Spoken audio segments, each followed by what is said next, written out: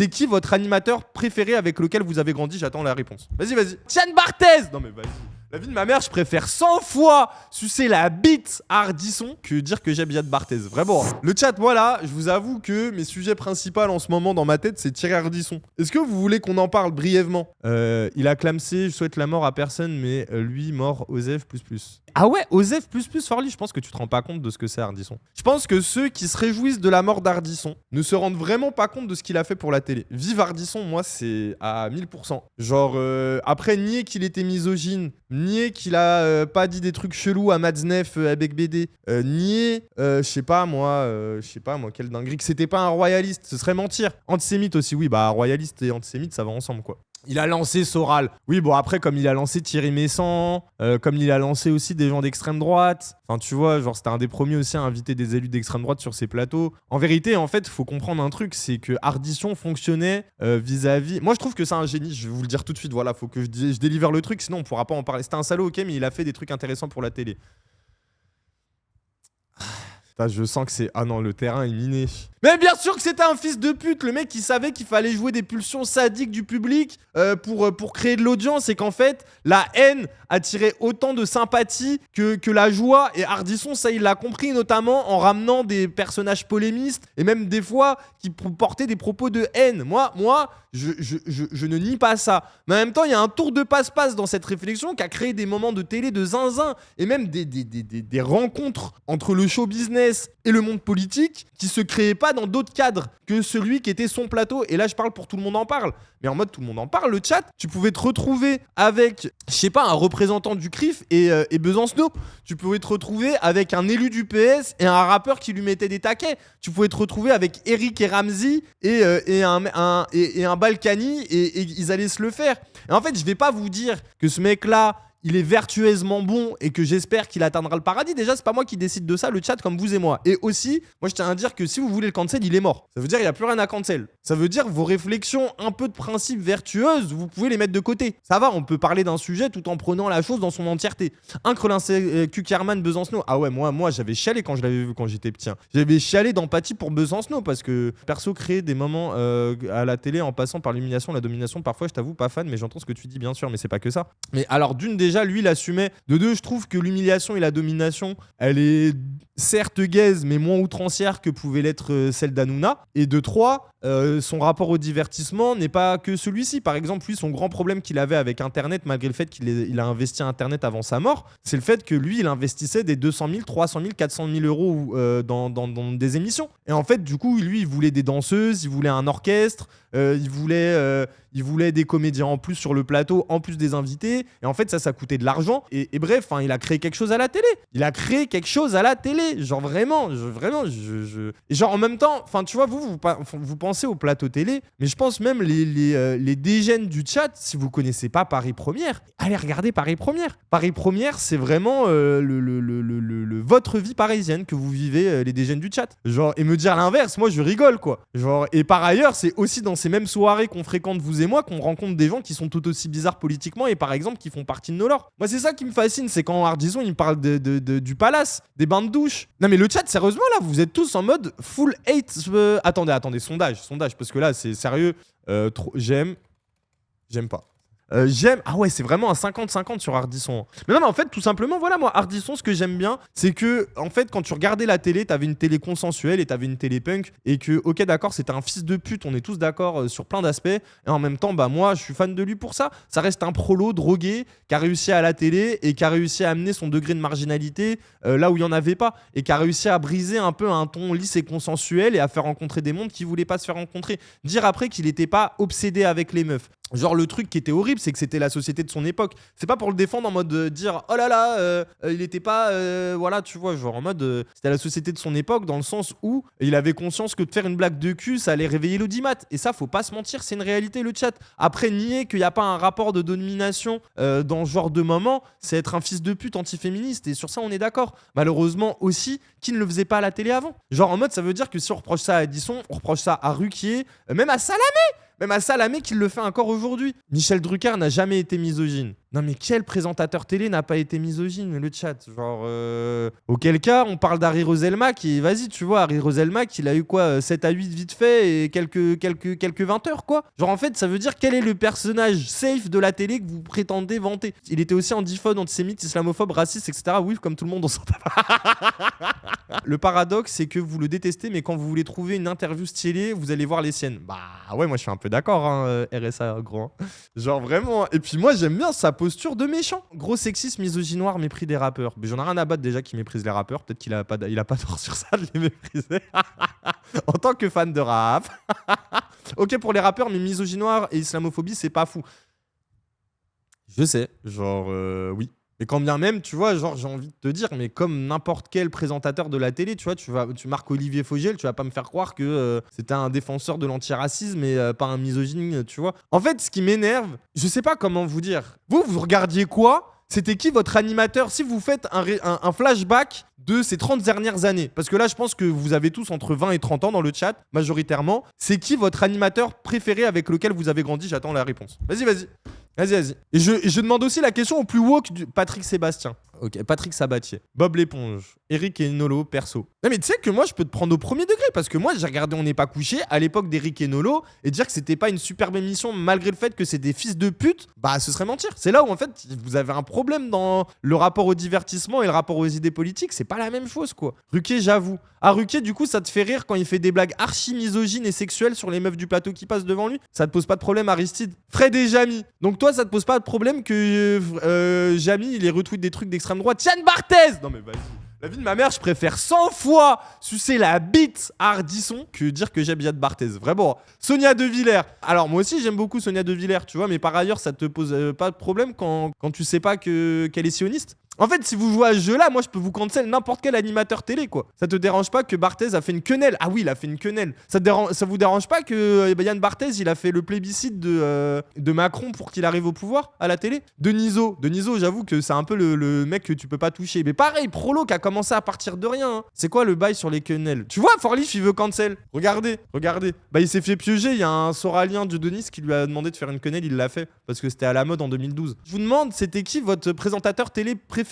Mais en fait, ce qui me fascine, c'est que vous en avez pas, quoi. Moi, le seul que je vois qui est un peu incancellable, c'est Deniso. Pour l'instant. Hein. Du coup, là, vous êtes en train de me casser les couilles sur Ardisson, alors que, en fait, je suis capable de créer la nuance et de vous dire ce qu'il a inventé de génial à la télé, tout en disant que ça reste une sombre merde humaine, comme beaucoup de gens à la télé, finalement. Donc, bon. Il y en a, ils ont grandi avec PPDA. Moi, je crois, c'était le gars de la roue de la fortune, il me faisait rire. Élise Lucet. Oh, Élise Lucet les baise tous. Moi, je suis grave pas d'accord. Elle est même limite un peu chiante, Élise Lucet. Élise Lucet qui rigole devant Guerlain quand Guerlain lui dit que le travail de N-word comme à l'esclavage, ça manque parce qu'aujourd'hui, ils sont trop paresseux. Ça vous pose pas de problème. Big Élise Lucet, hein, la meuf d'extrême gauche que vous sucez tous les jours. Hein. Ruquier, misogyne gay, archi misogyne, fait même des blagues sur les seins des meufs. Vous avez pas vu toutes les blagues sur les seins de Salamé qu'il a fait, Ruquier? Ça vous pose pas de problème, ça. Hein. Roue de la fortune de Chavannes aussi, archi misogyne avec les meufs. Bref, globalement, l'extrême gauche n'est pas à la télé, le chat. Wake up, en fait, wake up. Frédéric Tadei. Donc, Frédéric Tadei, sous prétexte de libertarisme, ça vous dérange pas qu'il invite des gens d'extrême droite? Juste Ardisson, voilà le chat. Comment vous dire? Pour moi, c'est un mec, il a commencé dans la pub. C'était un fils de pute, mais en même temps, ça reste ce prolo de province qui avait des darons qui travaillaient dans le chantier. Il est arrivé à Paname. Genre, ses parents lui disaient, arrive pas à Paname. Il l'a fait quand même. Il a pété dans la pub. Il a tellement pété que tous les slogans que vous connaissez aujourd'hui, c'est lui. Le fait qu'il ait réussi à percer en mode, je suis un no one de la campagne prolétaire, moi qui le fais m'enthousiasmer pour le personnage. Et puis, il a réinventé la télé. Il a réussi à mélanger des lores qui se rencontraient jamais. Et du coup, à créer une forme d'horizontalité vis-à-vis des rapports de légitimité qu'apportent certains statuts sociaux. Et par exemple, en fait, un comédien pouvait rentrer dedans à un politique. Et ça, vous vous rendez pas compte de la valeur médiatique que ça peut avoir. Et genre même, vous parlez... le fait que vous connaissez pas Paris Dernière, ça me tabasse en fait. Genre Frédéric Becbédé, Yann Morax... Non, on va pas mettre celui-là, c'est un horrible. Hier, j'en regardais un où il va chez une stripteaseuse qui a fait aussi du porno avec son mari alcoolique. C'était... Bref.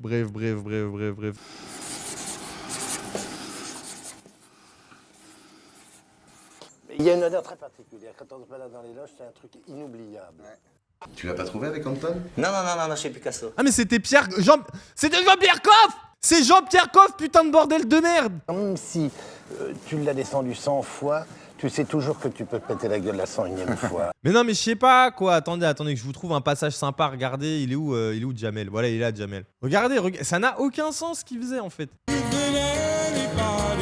Moi, c'est ça que j'aime bien, c'est les moments interludes où il prend la voiture en mode caméra subjective et qui filme les rues de Paris la nuit, genre. Et puis oui, en fait, moi, ce qui me fascine, c'est que vous le cancellez, mais il a traîné avec vos idoles. Hein. Moi, je parle même aux LGBT là, hein, vraiment.